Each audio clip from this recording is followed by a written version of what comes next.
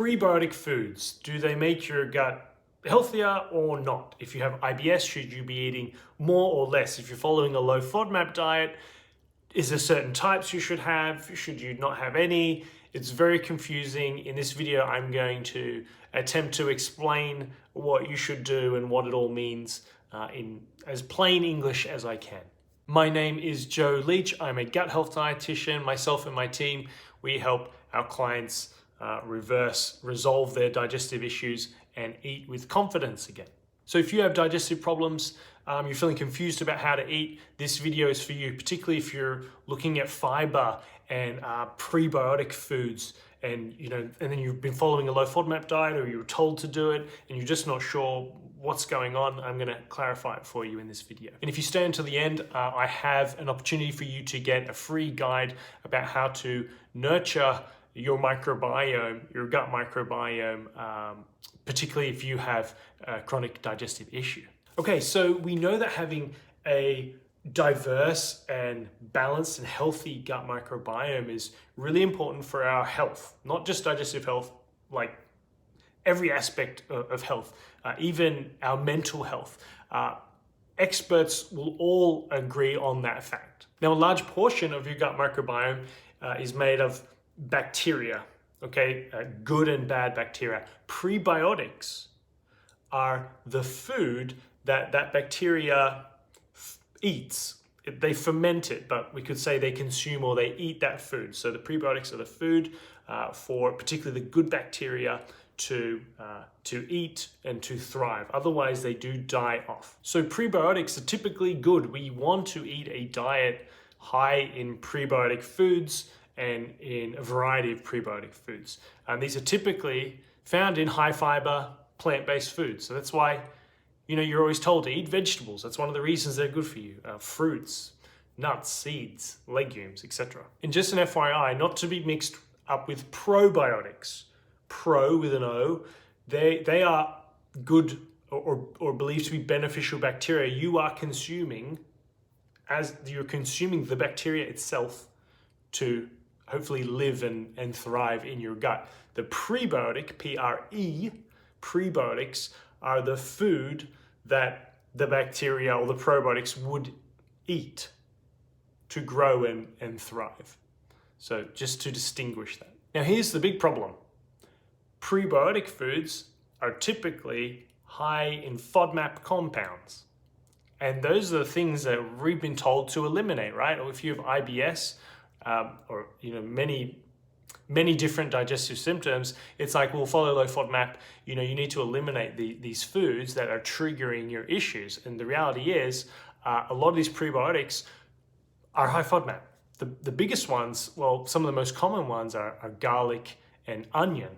Okay, they're high, they're good, they're easily fermented, and that's part of the problem. If you're sensitive to those compounds, particularly the fructans in this instance, garlic and onion, and you consume them, they're going to react. Now, in someone who wasn't sensitive, that reaction is good. You're feeding good bacteria and you're not having these awful symptoms, and it's good for your health. In someone who is sensitive, though, has severe IBS, for example, and is really sensitive to those compounds, which happen to be in a prebiotic food, then it is not good for you at that current time.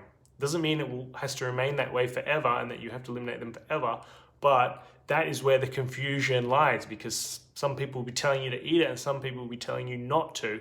What they're missing is the context of you, what you're sensitive to, what your symptoms are, where you are along your journey of resolving your food intolerance. And so when you're getting information that's out of context, you're going to get overwhelmed and confused. This is what I always try to tell clients. That's why it seems so confusing. If you have someone who can give you information as you need it based on your situation and where you are at on your journey, then it becomes much more simple. Okay, take a breath. So you can see that a low FODMAP diet, for example, or having IBS, and then having a healthy high fiber diet with a lot of prebiotic foods, they kind of butt heads at certain stages, particularly in the beginning. Now, that doesn't mean that if you're following low FODMAP, it has to be awful for your gut health, low fiber, no prebiotic fibers at all. That's not good. You don't want to be super restrictive like that and minimizing all the fiber and prebiotics for a long period of time. We're finding now in studies, if you do the low FODMAP diet and really eliminate and never re-challenge and do it properly and get out of the FODMAP diet, the elimination phase, that it's having negative outcomes for your gut microbiome long term. So you absolutely do want to do the full diet properly and get guidance on how to actually re-challenge foods and expand your diet. But in terms of what I'm talking about here, you can still eat prebiotic foods on a low FODMAP diet. You just need to be specific about the ones and the quantity. So you want to be particularly thinking about potatoes with skin on, whole grain rice, broccoli to an extent, some nuts and seeds, strawberries, and even cabbage as well. And you might be thinking, but like some of those things are high FODMAP. I read it. It's not a no FODMAP diet, it's low FODMAP. We're lowering those problem compounds to a point where you should be, not having many symptoms. Then we re-challenge them. Then once your gut, the inflammation goes down and things start to settle down, chances are you can re-challenge those things you're sensitive to and bring them back into your diet and eat freely again. So when I say some of those foods that you've seen on high FODMAP lists, it's the quantity that matters. They're not no FODMAP, they're low FODMAP. If you eat a few broccoli heads, it's good source of prebiotics and it's so low in FODMAPs that you shouldn't get symptoms. If you eat a whole head of broccoli and you do it lunch and dinner every day, it's going to start stacking up and it becomes high FODMAP. All right, so the context is important of how much you're having, what's the size of or the quantity of your serving. Okay, anyway, was that useful? I hope that was useful. I tried to do it in plain English. Let me try to quickly summarize. Prebiotics feed the good fiber, the good bacteria in your gut. Okay, so they're good for you. However, those with severe IBS, if you're following a low FODMAP diet protocol, you might inadvertently be reducing these prebiotics because you're going low FODMAP, and there's a lot of overlap there.